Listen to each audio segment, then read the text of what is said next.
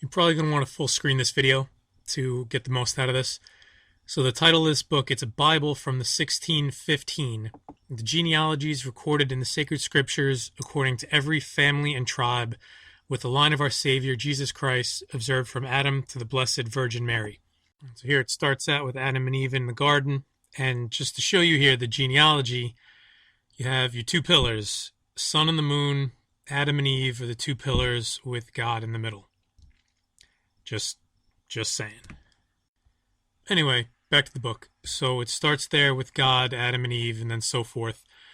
And then it really goes child by child. And on the left there, it's hard to see, but it's the boat of Noah sitting on top of Mount Ararat and then the tree above that was all of Noah's children and descendants in Asia. And it goes from there. And then these are, again, each child and their descendants. And this goes, as it says, from Adam and Eve, traces to Joseph and Mary, and then obviously to Jesus. And again, it's beautifully done. Obviously all hand done from 1615. And there's going to be some other things in here that aren't included that I found in your everyday Bible you can buy today. Whether they've been taken out through time for one reason or another, that's up to you to decide. But again, I'll put the link to this whole thing, and you can spend hours and hours going through all of this. And you can see there's little boxes with captions and descriptions here and there that the author put in. And yeah, it's fantastically done, and I'm going to show you some pictures in the act that they used to illustrate the actual text. There's not a lot of them that I saw. Again, I didn't go through the whole thing here. The whole Bible, that is, here. And it's written very difficult, where the F's are S's and the U's are V's, and there's extra E's, and a lot of it's 16th or 1600s English writing. It's not at all English of today. So then this is the last page here, the genealogy. Joseph, Mary, and then Jesus Christ is in the bottom center. And then it goes on to a description of Canaan and actually shows a map. There you go, a map of Canaan, which would be the Middle East. On the left there, it's Egypt. Going up, Israel would be the most dense area, and then, what the map of the Middle East looks like. Mediterranean Sea, obviously, on the top of the map there. And then it finishes with the description of Canaan, and then goes into the actual Old Testament, starting with Genesis. There you go. The Bible, the Holy Scriptures, again, beautifully illustrated. It's worth just looking at it for that. And then it lays out each chapter of the Bible and or each book of the Bible and how many chapters it has. And then if you look right in the middle there, it says the book's called Apocrypha. And there's 10 books that are not included in today's Bible that I've been able to find anywhere. And I typed that into Google, books called Apocrypha, and there was nothing there.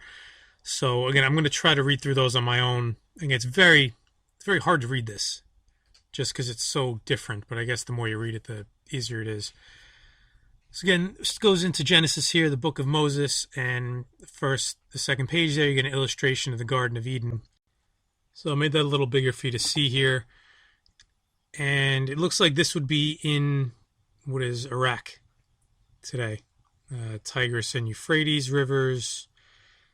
Kuwait would be there, kind of on the bottom of the page there, and then the Persian Gulf would be there. So, according to this at least, the Garden of Eden was in Iraq. So I went to the RSOE map here. I'll turn the labels on just to show you exactly what's going on. See Syria, Iraq, Kuwait. So if you follow my cursor here, that's where the Euphrates starts, the Euphrates River, and that right there is where the Tigris River starts. So I'll switch back to this map, and you can see up here, again, that's where the Euphrates starts, and that's where the Tigris starts. And you can see them go kind of mend their way down there. So again, Euphrates and Tigris. And where they meet, where they almost come together there, which you can see on the map here, again, that's right where Babylon would be. So I know there's been kind of differing opinions where that is, and it would be, according to this map, right there. And I'll turn the labels on for you. And that's pretty much where Baghdad is. That whole area right there where the two rivers kind of spill out into the desert here would, according to this, be your Garden of Eden.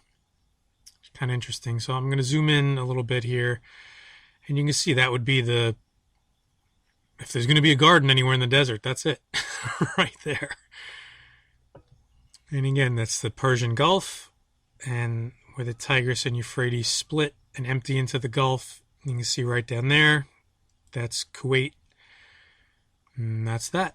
So, according to this map, this Bible, there's your Garden of Eden. So again, going a little further, a couple pages, just to show you some more illustrations that they have in here. Again, really well done stuff based on, the dimensions of what's given in the text and the descriptions of what's given in the text here. Again, another page with a couple more illustrations. And then onto that book of Apocrypha. Just really quickly, it's not really the main part of this. After I read it, I'll probably do another video on that if I get around to reading it. And then again, it goes into the New Testament right after the book of Apocrypha, books of Apocrypha. And I'll zoom in on this map here. So this would be where Jesus kind of did his thing, according to the New Testament, that is. So again, you got the Mediterranean Sea, and this would be kind of Israel proper. Again, I full screen it again to get the best view of it. And those numbers on the sides, there's like it's kind of like a key underneath this picture, which I didn't take a screenshot of, with, verse and chapter, or chapter and verse of what, would be going on in that area in a direction of the map to see exactly where it was. Really, really helpful. But this is what I want to get into here. I'm going to spend the rest of the video on this. The Order of Time. Really, the full title is The Order of Time Whereunto the Contents of This Book Are to Be Referred. And when it says this book, it's referring to the book of Revelations. This page is directly before the book of Revelations. So it's kind of like a cheat sheet. And I'm going to zoom in onto it and actually read it. All right, so the first thing I want you to pay attention to is on the left margin, it says the year of Christ. The year 1, the year 34, the year 67, and which goes to the text on the right. So just as kind of a marker. So in year 1, it says, the dragon, which is Satan, watches the church of the Jews, which was ready to prevail. She bringeth forth, fleeth, and hideth herself, whilst Christ was yet upon the earth. Right? The dragon persecuteth Christ, ascending unto heaven. He fighteth and is thrown down, and after persecuteth the church of the Jews. So year 34 would be the crucifixion. Year 67, the church of the Jews is received into the wilderness for 3 years and a half. All right, so from year 67, you go to year 70. When the church of the Jews was overthrown, the dragon invaded the Catholic Church. All this is in the 12th chapter, which again is the 12th chapter of Revelations. Like I said, it's kind of a cheat sheet. The dragon is bound for 1,000 years, chapter 20. The dragon raiseth up the beast with 7 heads, and the beast with 2 heads, which make havoc of the church Catholic. And it says Catholic, but Catholic. And her prophets for 1,260 years after the Passion of the Christ. Chapters 13 and 11. Now, year 97. The 7 churches are admonished of things present, somewhat before the end of dominion his reign, and are forewarned of the persecution to come under train for 10 years. Chapters 2 and 3. It says, God by his word and signs provoketh the world, and sealeth the godly. Chapters 6 and 7. He showeth forth exemplars of his wrath upon all creatures, mankind excepted. Chapter 8. And now the year 1073. The dragon is let loose after 1,000 years, and Gregory VII, being pope, rageth against Henry III, then emperor. Chapter 20. So again, it said the dragon is bound for 1,000 years in year 70, and in year 1073, the dragon is let loose. Now in 1217, the dragon vexeth the world for 150 years unto Gregory IX, who writ the decretals and most cruelly persecuted the Emperor Frederick II. So Gregory IX is the Pope. So the dragon by both beasts persecuteth the church, and putteth the godly to death. Chapter 9.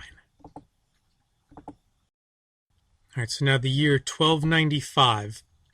The dragon killeth the prophets after 1,260 years, when Boniface VIII was pope, who was the author of the fixed book of the decretals.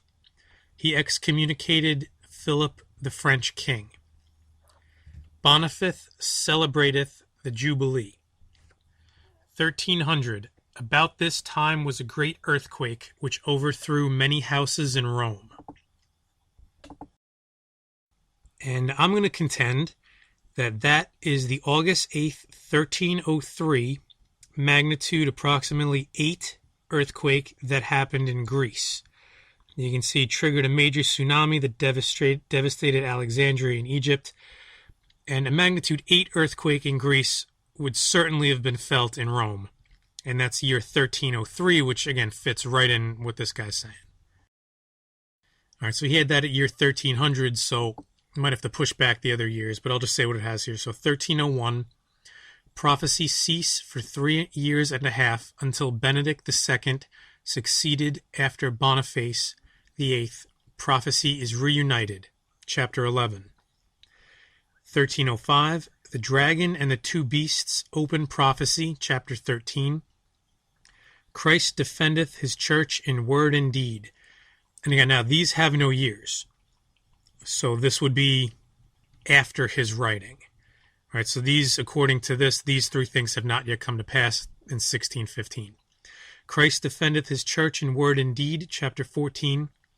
With threats and arms, chapter 15. With singular judgments, chapter 16. Christ giveth his church victory over the harlot, chapter 17 and 18. Over the two beasts, chapter 19. Over the dragon and death, chapter 20. The church is fully glorified in heaven with external glory in Jesus Christ, chapters 21 and 23. So I thought that it was interesting. Thought it was worth sharing this kind of cheat sheet here. Yeah, I don't know. I'll put the link to all of this, and I'll put the page numbers, the major page numbers in the description, because it's hard to get to them. You actually have to type it in the URL bar. It'll say, like, this, for example, is page 1037. So you'll see N 1037. You can kind of tab back and forth that way. It's a lot easier to do. So I hope you found this interesting. And yeah, it's very cool what used to be in a Bible. And I'm not saying this is your standard run-of-the-mill Bible that you'd get, but at least, it was kind of knowledge. It is known at the time. Like, this was what they thought, anyway, what Catholics or Christians thought. And that's kind of been lost through time, so that was interesting when I found this. All right, thanks for watching.